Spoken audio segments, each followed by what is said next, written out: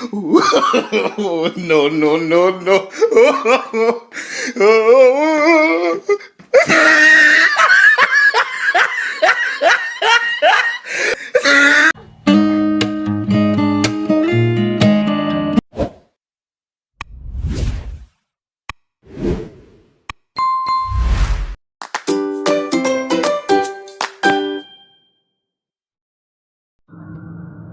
Greetings everyone, it's another update on Fen and Vicky.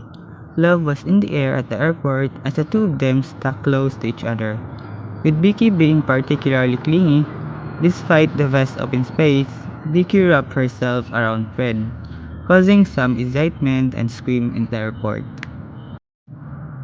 At first, Fen appeared serious and lost in thought, but when Vicky arrived, her demeanor changed completely. Even with a face mask on, Fen's laughter was unmistakable, brought out by Vicky's sweet affection and clinginess.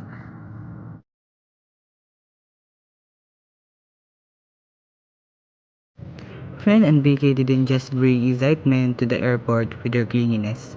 They also showed how they liked to taste each other, bringing smiles and laughter to those who witnessed it, especially their supporters. Their playful banter added to the joyful atmosphere, making it clear their love for each other was a source of delight for everyone around them. The interaction between Fren and Vicky was incredibly heartwarming.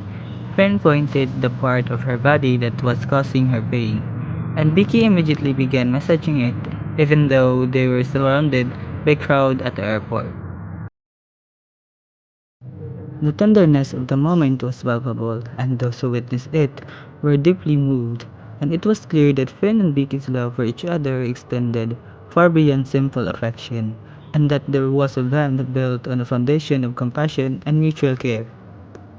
항상